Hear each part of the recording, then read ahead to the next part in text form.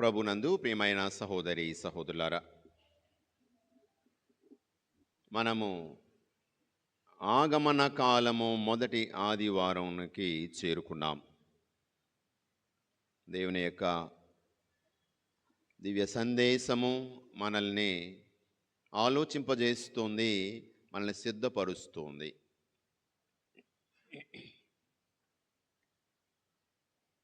ఒక bus driver గారు ఉన్నారట. అతను ఒక ప్రత్యేకమైన రికార్డు, అరుదైన రికార్డుని స్థాపించాడు. ఏమిటంటే, తన 23 ఏళ్ల కెరియర్లో బస్ డ్రైవర్గా 1,00,000 కిలోమీటర్లు పూర్తి చేశాడు. అయితే ప్రత్యేకత ఏమిటి అంటే, ఒక్క యాక్సిడెంట్ కూడా జరగకుండా ఆ ప్రయాణం చేశాడట. అరుదైన రికార్డు ఇది. మన యాక్సిడెంట్లు బయటకు వెళ్తే చాలు, యాక్సిడెంట్ మనం కాకపోయినా ఎవడో వచ్చి గుద్దేస్తుంటాడు. మనం ఎంత జాగ్రత్తగా ఉన్నా కొన్నిసార్లు రాంగ్ రూట్లో వచ్చి మళ్ళీ గుద్దేసి వెళ్ళిపోతాడు సైలెంట్గా, ఏమి జరగనట్టు. అది ఇతను అరుదైన రికార్డు, ఒక్క యాక్సిడెంట్ కూడా జరగలేదు. కాబట్టి ప్రెస్ పీపుల్ వచ్చారు, విలేకరులు వచ్చారు, ఇది ఎలా సాధ్యం అండి అని అడిగారు. ఏమీ లేదండి, నేను సీట్లో కూర్చున్నప్పుడు, స్టీరింగ్ మీద చేతులు పెట్టినప్పుడు నా దృష్టి అంతా కూడా ఆ రోడ్డు మీద ఉంటుంది, నేను వెళ్ళే రోడ్డు మీద ఉంటుంది, అంతే నేను చేశాను. ప్రియమైన సహోదరి సహోదరులారా, కనురెప్ప వాల్చితే చాలు యాక్సిడెంట్ జరిగిపోతుంది. పక్క చూపులు చూసినా యాక్సిడెంట్లు జరుగుతాయి. కొంచెం త్రాగినా ఆ మత్తులో ఎవరి మీదకో వెళ్ళిపోతుంటాం, యాక్సిడెంట్లు జరుగుతుంటాయి. కానీ ఇతను చెప్పింది ఏమిటి? I watch the road. నేను దారి మీదే నా దృష్టి అంతా పెడతాను, నా తల పక్కకు అటు ఇటు తిప్పను, దిక్కులు చూడను, పరధ్యానంలో ఉండను, ఆ దారి మీదే నా మనసంతా లగ్నం చేస్తాను. ప్రియమైన సహోదరులారా, ఆధ్యాత్మికమైన the spiritual journey towards heaven, మనము ఆ పరలోకం వైపు చేసేటువంటి ఈ ఆధ్యాత్మిక ప్రయాణములో మన మనసంతా, మన దృష్టి అంతా, మన ధ్యానం అంతా, ధ్యాస అంతా ఆ మార్గం మీదే ఉండాలి. ఆ మార్గంలో మన తోడుగా ఉన్నటువంటి యేసు మీదే ఉండాలి, అతని పనిలోనే ఉండాలి. ఆ దేవుని యొక్క మార్గంలోనే మనం ముందుకు సాగాలి. అప్పుడు మనం పడిపోము, కుమిలిపోము, కూలిపోము, ఎటువంటి ప్రమాదానికి గురికాము. ప్రియ సహోదరులారా, ఆగమన కాలం, ఆగమనం, అడ్వెంట్ అంటే కమింగ్.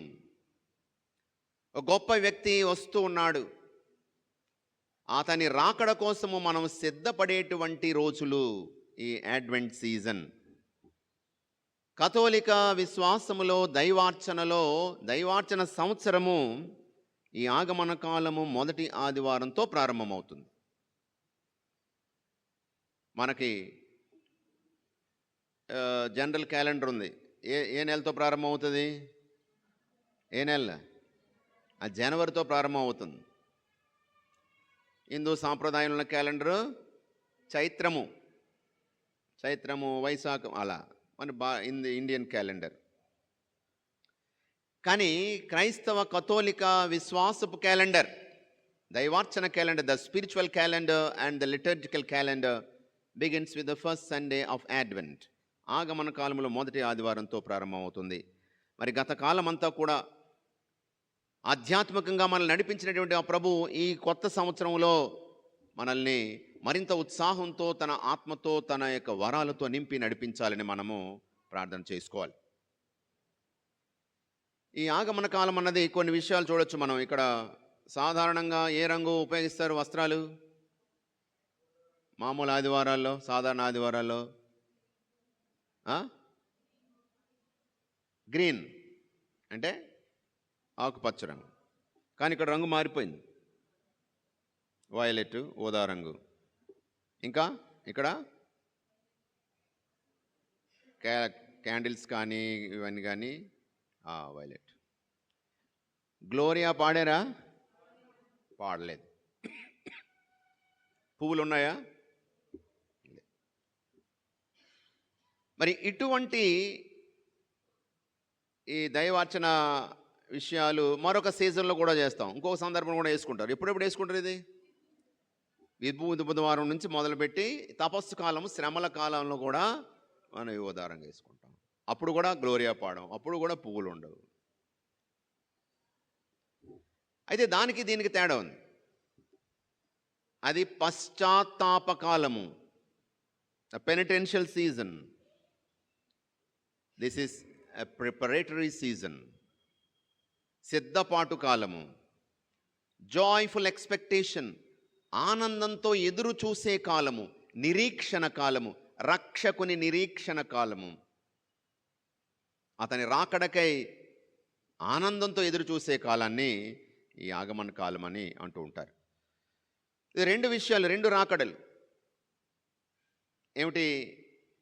మొదటి ఈ సీజన్లో, ఈ యొక్క వారాల్లో, ఈ కాలంలో 16వ తారీఖు వరకు, మొదటి ఆగమన కాలం ఆదివారం నుండి 16వ తారీఖు వరకు మనము యేసు ప్రభు రెండవ రాకడ, ఎస్కోటలాజికల్ కమింగ్, రెండవ రాకడను మనం ధ్యానం చేస్తాము. ఆ తర్వాత 17 నుండి 24 వరకు అష్టదినాలు, ఆక్టివ్ అంటారు. అష్టదినాల్లో యేసు ప్రభు పుట్టినప్పుడు జరిగినటువంటి మొదటి రాకడ గురించి మనం ధ్యానం చేస్తాం.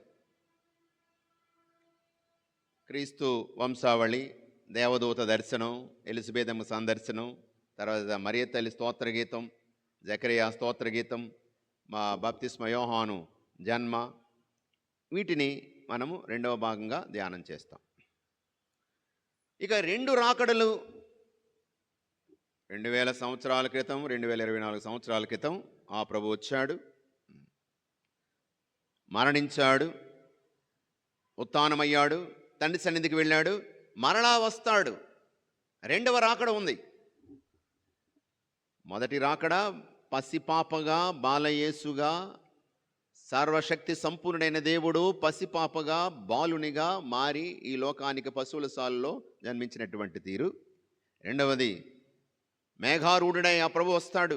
ఊహించని గడియలో, మనం యోచించినటువంటి ఆ క్షణాల్లో ఆ ప్రభువు వస్తాడు.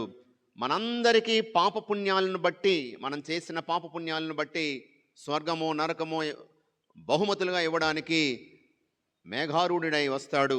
సింహాసనం మీద కూర్చుంటాడు, ఒక తీర్పరిలాగా వస్తాడు. రెండవ రాకడ. మరి మరొక రాకడ ఉంది. ఏమిటి? ప్రతిరోజు వస్తున్నాడు ఆ ప్రభు, మన జీవితాల్లోనికి వస్తున్నాడు, ప్రతిరోజు వస్తున్నాడు. ఎలా వస్తున్నాడు? దివ్య సత్ప్రసాద రూపంలో మనలోనికి వస్తున్నాడు. ఇంకా తన వాక్కు ద్వారా మనతో మాట్లాడుతున్నాడు, పలకరిస్తున్నాడు, మనల్ని కొస్తరిస్తున్నాడు, ధైర్యపరుస్తున్నాడు, చైతన్యపరుస్తున్నాడు, హెచ్చరిస్తున్నాడు. ఇంకా పాప సంకీర్తనంలో విరిగి నలిగిన హృదయంతో, పరితాప హృదయంతో కన్నీరు కారుస్తూ ఆ ప్రభు సన్నిధికి చేరినప్పుడు ప్రేమతో మనల్ని, తప్పిపోయిన గొర్రెని వెదకి రక్షించినటువంటి రీతిగా తిరిగి వచ్చిన దుడుకు చిన్నవాణ్ణి ఆ తండ్రి ప్రేమతో కౌగలించుకొని తన ఇంటికి తీసుకొని విందు చేసిన విధంగా ఆ ప్రభువు మన యొక్క గాయాలకు మన్నింపు అనేటువంటి ఆ మందు వేసి మనల్ని స్వస్థపరుస్తున్నాడు, కుస్తరిస్తున్నాడు, చైతన్యవంతంగా మనల్ని దీవెనలతో నింపి నడిపిస్తున్నాడు. మిగిలినటువంటి సంస్కారాలు ఇంకా ఇప్పుడు ప్రార్థనలో ఆ ప్రభు మన జీవితాల్లోనికి వస్తున్నాడు. మన కష్టసుఖాలని ఆ ప్రభు సన్నిధిలో పెట్టినప్పుడు వింటూ ఉన్నాడు. ఆ ప్రభు తన దీవెనలతో, తన యొక్క మాటలతో నింపుతున్నాడు, మనల్ని బలపరిచి నడిపిస్తున్నాడు. కాబట్టి ఆ ప్రభు వస్తూనే ఉన్నాడు. He comes and ever comes every day in our life. ప్రతిరోజు కూడా మనలోనికి వస్తూ ఉన్నాడు, మన జీవితాల్లోనికి వస్తున్నాడు, మనతో నడుస్తూ ఉన్నాడు. ప్రియ సహోదరులారా, మరి ఈ భావాలను మనసులో ఉంచుకొని ఈ ఆగమన కాలము ఈ మొదటి ఆదివారం రోజున ఆ ప్రభు యొక్క రాకడ గురించి, ముఖ్యంగా రెండవ రాకడ గురించి మనం సువార్త పట్టణంలో చదువుతున్నాము. ఇక మొదటి పట్టణానికి వెళ్దాం. ఇర్మియా గ్రంథము 33వ అధ్యాయము, ఈనాటి వాక్య భాగము. యూదా ప్రజలు, దక్షిణ దేశపు ప్రజలు ఏం చేశారు? విగ్రహారాధన చేశారు, సత్యదేవుని విడిచిపెట్టారు, జీవజల ఊటను పట్టించుకోలేదు, ఒట్టిపోయినటువంటి చెలమల వద్దకు పరిగెత్తుకొని వెళ్ళారు, విగ్రహారాధన చేశారు, బాలుదేవతలను ఆరాధించారు, సత్యదేవుని విడిచిపెట్టేశారు, మరిచిపోయారు. అతని ఆరాధనను వారి జీవితాల్లోంచి ప్రభువుని పక్కన పెట్టేశారు. ప్రభువు వారికి బుద్ధి చెప్తున్నాడు. క్రీస్తు పూర్వం 587-86 సంవత్సరాల్లో వారిని బాబిలోనియా దేశానికి నెబుకద్నెజరు ఆధ్వర్యంలో బానిసలుగా వెళ్ళిపోయేలా చేశాడు. బందీలు అయిపోయారు, కన్నీరు కార్చారు. 50 సంవత్సరాల పాటు వాళ్ళు బానిసలుగా ఉన్నారు. వాళ్ళు తిరిగి వచ్చారు. అయితే ఈ సమయంలో దేవుడు వారిని కొస్తరిస్తున్నాడు, ఊరడిస్తున్నాడు. నేను శాశ్వతంగా విడిచిపెట్టను. మరి ఎలా మారిపోయారంటే, ఒక చెట్టుని మొదలకు నరికేశారు అనుకోండి, ఇంకేమైనా ఉంటుంది అక్కడ? ఆ మోడు ఉంటుంది అంతే, ఆ మొదలు. కానీ ప్రభు ఏమంటున్నాడు? మీ పరిస్థితి ఇలా ఉంది, పూర్తిగా నరికేసిన చెట్టులా ఉంది, కానీ నేను మేము విడిచిపెట్టను. ఆ మొద్దు నుండి ఒక పిలకను పుట్టిస్తాను, దావీదు సంతతికి వారసుని పుట్టిస్తాను, నీతిగల రాజుని నేను పుట్టిస్తాను. అదిగో అదే వాక్యాన్ని మనం చూస్తున్నాం ఇక్కడ. 15వ వచనం చదవండి. ఆ రోజులలో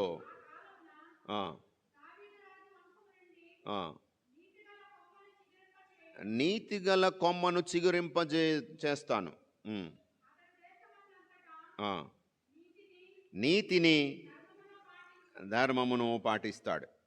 తర్వాత ఆ కాలమున యూదా రక్షణము పడియును, యెరూషలేము భద్రముగా నుండును. ప్రభువు మనకు రక్షణము. Praise the Lord. Hallelujah, hallelujah. విరిగి నలిగినటువంటి, నిరాశ నిస్పృహకు లోనైనటువంటి ఆ యూదా ప్రజలకు దేవుడు సందేశం ఇస్తున్నాడు. మీ కన్నీటిని తుడిచేటువంటి ఒక రాజు నేను పంపిస్తాను, మెస్సయాను పంపిస్తాను అని వాగ్దానం చేశాడు. ఆ వాగ్దానం నెరవేర్పు. ఆ వ్యక్తి ఎవరు? ఆ నీతిగల రాజు ఎవరు? యేసు ప్రభువే. నీతి, న్యాయము, ధర్మము పాటించేలాగా, కష్టము కన్నీటిలో ఉన్నటువంటి వారికి ఆదరువుగా, మరి విరిగి నలిగిన హృదయాలకు పశ్చాత్తాపం పడినటువంటి వారికి క్షమాపణనిచ్చి, శారీరకంగా అస్వస్థులైనటువంటి వారికి సంపూర్ణతను ప్రసాదించి, స్వస్థతలనిచ్చి, ప్రేమ, కరుణ, శాంతి, సమాధానమును నిండుగా ప్రసాదించినటువంటి ప్రభువు ఆ మెస్సయ్య యేసు ప్రభు అని.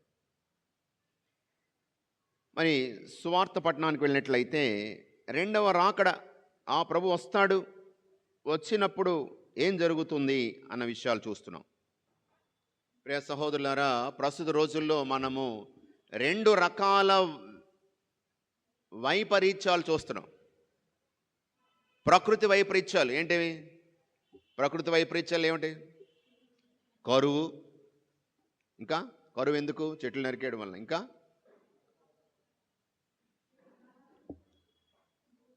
భూకంపాలు, సునామీలు, ఇంకా అగ్నిపర్వతాలు బద్దలేసిపోవడం, ఇంకా కొన్నిసార్లు గ్రహాలు, అమ్మో అది పడిపోతుందట, స్కైలాబ్ అనేవారు. ఒక 1960-70 శతకంలో స్కైలాబ్ పడిపోతుంది. స్కైలో ఒక ల్యాబ్ తయారు చేశారు, అది అయిపోయింది, కింద పడిపోతుంది, అది మన మీద పడిపోతుందని ఆ రోజులు అనేవారు. సరే, ఇటువంటి ప్రకృతి వైపరీత్యాలు ఒకవైపు, రెండో వైపు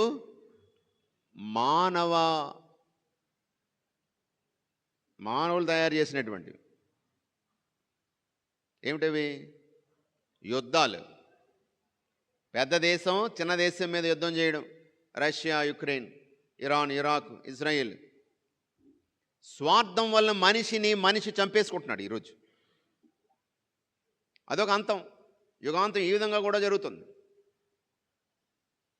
నీతి న్యాయం అవసరం లేదు. సంపాదించి కూడబెట్టు. నువ్వు ఇంకా పెద్దవాడు, ఇంకా ఎదిగిపో, ఎలాగైనా ఎదిగిపో. తొక్కి నొక్కి ఎలాగోలాగా మొత్తం మీద ఎదిగిపో. దురాక్రమణ, దౌర్జన్యం, ఆధిపత్యం, యుద్ధాలు, న్యాయం లేదు, నీతి లేదు, స్వార్థం రాజ్యం ఏలుతోంది. మ్యాన్ మేడ్ కెలామిటీస్, అణుబాంబులు తయారు చేయడం, చంపేసుకోవడం. Natural calamities and man made calamities. ఈ విధంగా ప్రపంచము అంతమైపోతూ ఉంది. ప్రతిరోజు అంతమైపోతుంది. దేవుడు ప్రాణం పోస్తూనే ఉన్నాడు, మనిషి అంతం చేసుకుంటూనే ఉన్నాడు. మానవత్వాన్ని అంతం చేసేస్తున్నాడు, ప్రేమతత్వాన్ని అంతం చేసేస్తున్నాడు. అయితే ప్రభు వస్తాడు, మనము జీవించిన జీవితానికి బహుమతులు ఇవ్వడానికి వస్తాడు. అయితే మీరు భయపడకండి, మీరు సిద్ధంగా ఉండండి. సిద్ధపడినటువంటి వాళ్ళు పరీక్ష ఎప్పుడు వచ్చినా సరే రెడీగా ఉంటారు. అవునా? బాగా చదివిన వాళ్ళు బాగా చదివనుకో, పరీక్ష ఎప్పుడైనా సరే రెడీ అంటారు. చదవలేదనుకోండి, అప్పుడు బాబోయ్ పరీక్ష వచ్చేస్తుంది బాబు, దగ్గరికి వచ్చేస్తుంది బాబు, నిద్రలు పట్టవు. ప్రభు వస్తున్నాడు, మన జీవితం అనే పరీక్షకి ఫలితాలు ఇవ్వడానికి వస్తున్నాడు. ఆ ప్రభు వస్తున్నప్పుడు జరిగే సంగతుల గురించి, సూర్య చంద్ర నక్షత్రాలలో సూచనలు కంపించును, భూమిపై జాతులు గడ్డు కాలము, అంతరిక్ష శక్తులు కంపించును. విపత్తుల భయముచే ధైర్యం కోల్పోతారు ప్రజలందరూ కూడా. అప్పుడు ప్రభువు మహామహిమతో ఆకాశమున మేఘారూఢుడై వచ్చుటను చూచెదరు. కానీ మీరు ధైర్యంతో తలెత్తుకొని చూడండి, మీ రక్షణ కాలము సమీపించినది అని చెప్తూ, మనం ఏం చేయాలి, ఎలా జీవించాలి, ఎలా జీవించకూడదు? తుచ్చ విషయాసక్తితో, త్రాగుడుతో, చీకు చింతలతో మీరు మందమతులు కాక అప్రమత్తులై ఉండండి. మీరు ఏ విధంగా జీవించాలి? తుచ్చ విషయాసక్తి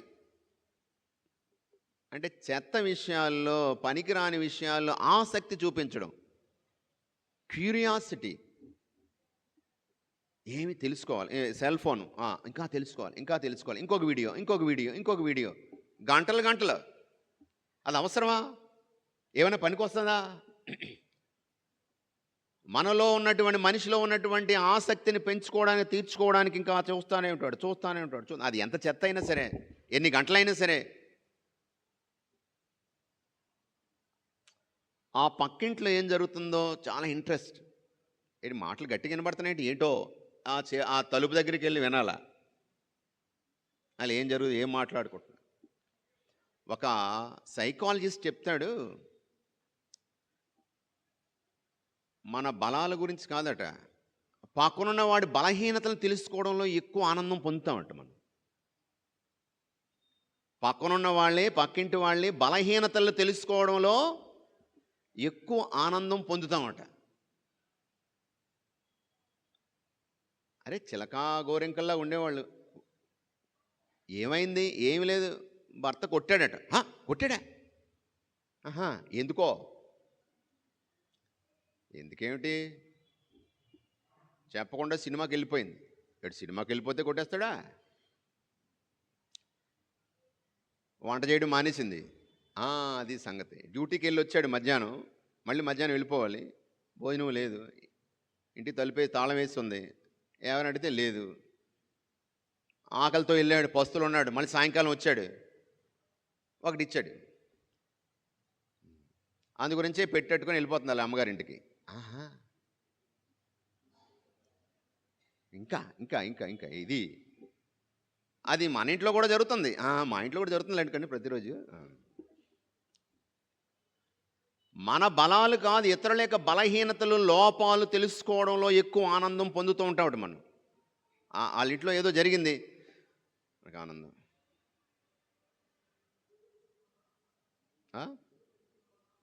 వాళ్ళ అబ్బాయి ఏదో చేశాడట అంటే ఒక రకమైన అసూయ. వాళ్ళు పడిపోతే ఆనందం, తెలియని ఆనందం లోపల. తుచ్చ విషయాల పట్ల ఆసక్తి చూపించడం,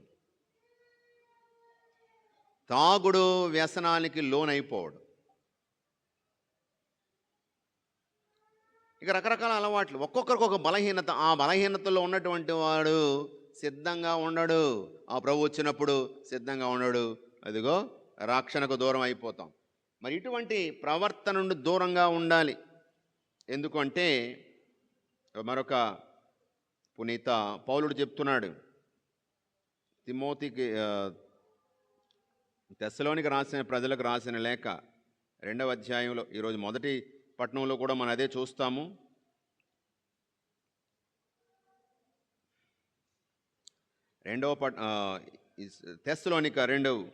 తెస్సలోనిక ప్రజలకు రాసిన లేఖ 2వ లేఖ 3వ అధ్యాయంలో 11వ వచనం, మీలో కొందరు సోమరపోతులుగా ఉన్నారని, వారికి ఇతరుల వ్యవహారాల్లో తలదూర్చుట తప్ప వేరే పని లేదని మేము విని ఉన్నాము.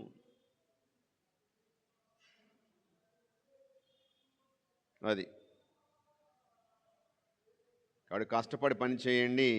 మేలు చేయుట యందు మీరు విసిగిపోరాదు. మంచి చేయడంలో విసుగుపోకూడదు. మన చెడ్డ చేయడంలో విసుగుపోం, పాడు చేయడంలో విసుగు విరామం ఉండదు.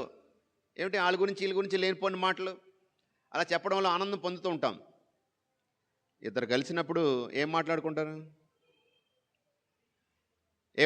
ఇద్దరు కలిసినప్పుడు, అమ్మ ఏం కూర ఉండవు, లేదు ఇది మీ అబ్బాయి ఏంటి,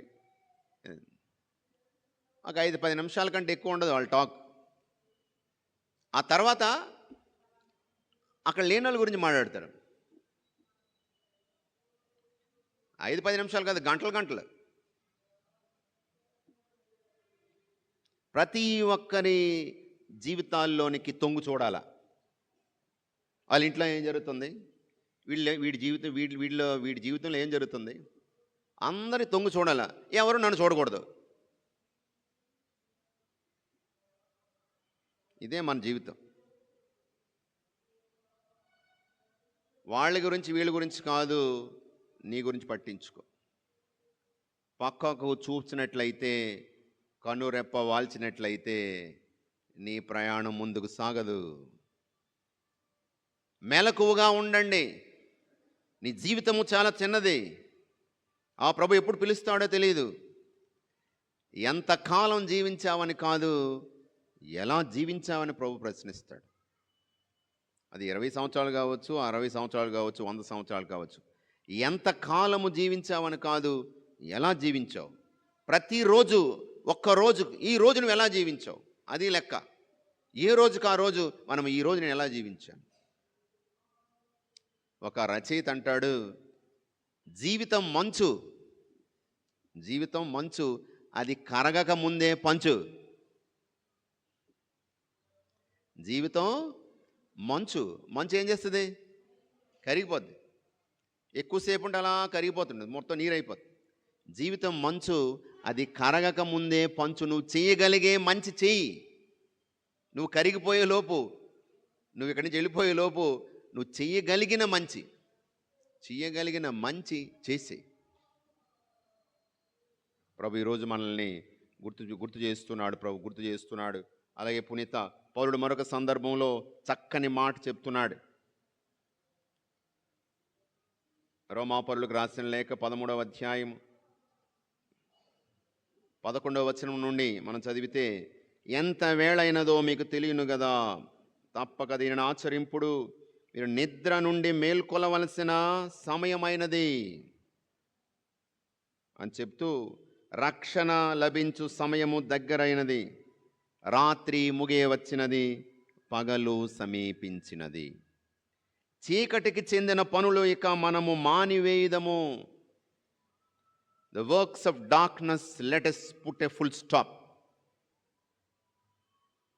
చీకటి పనులకు ఇక మానేయాలి. మనం వెలుగులోనికి వచ్చాం కాబట్టి ఆ వెలుగుకు సంబంధించిన పనులు చేయాలి, చీకటి పనులు కాదు.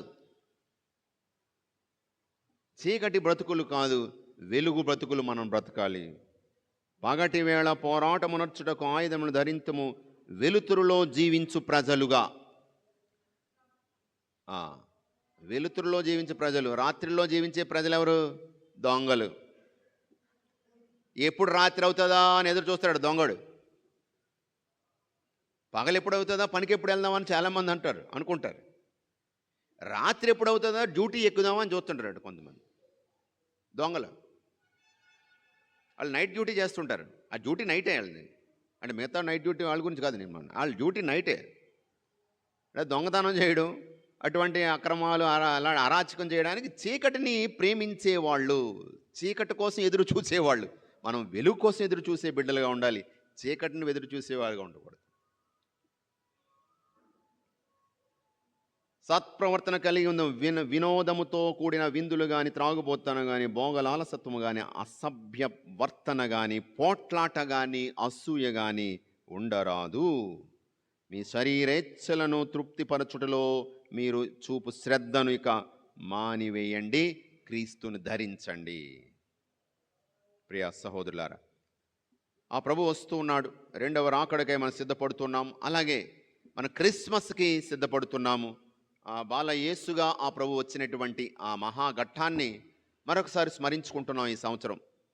క్రిస్మస్ పండుగ ఏ రోజు? క్రిస్మస్ ఏ రోజు? డిసెంబర్ 25.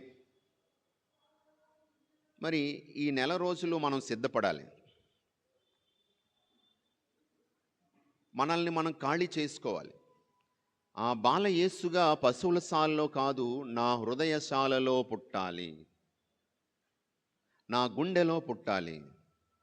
అంటే నేనేం చేయాలి? సత్రం నిండిపోయింది కాబట్టి ప్రభువుకి స్థానం లేదు. నా హృదయం సత్రంలా ఉందా ఈరోజు? ఆలోచనలు, రకరకాలమైన తలంపులతో నిండిపోయిందా? అసూయ, స్వార్థము, ద్వేషము, పగ, ప్రతీకారము, విందు, వినోదము, త్రాగుడు, ఇటువంటి వాటి ద్వారా నేను పొందేటువంటి ఆనందంతో, ఆ సుఖంతో నా గుండె నిండిపోయిందా ఈరోజు? ఆ ప్రభువుకు స్థానం ఉండదు.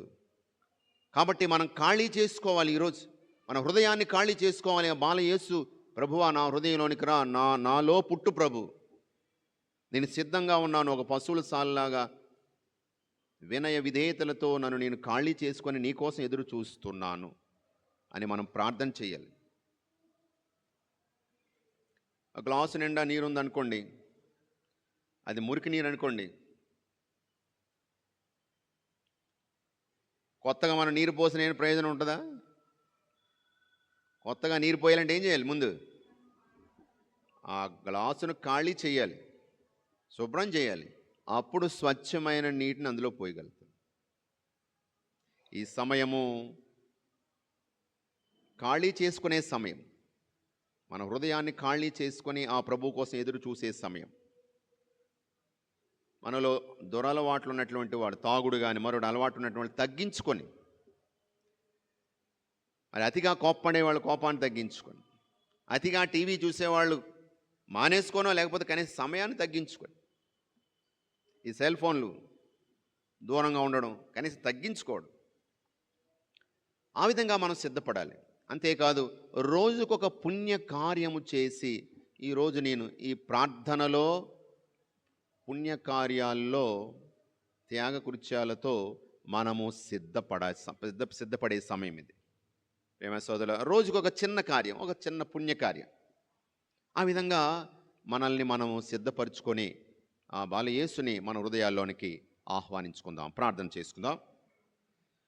కృపగల దేవా, కరుణగల తండ్రి, దేవుడు లోకమును ఎంతో ప్రేమించి తన ఏకైక కుమారుణ్ణి ఈ లోకానికి పంపించాడని, తనను విశ్వసించు ప్రతివాడు నాశనము చెందక నిత్య జీవం పొందాలని నీ కోరిక, నీ ఆశ.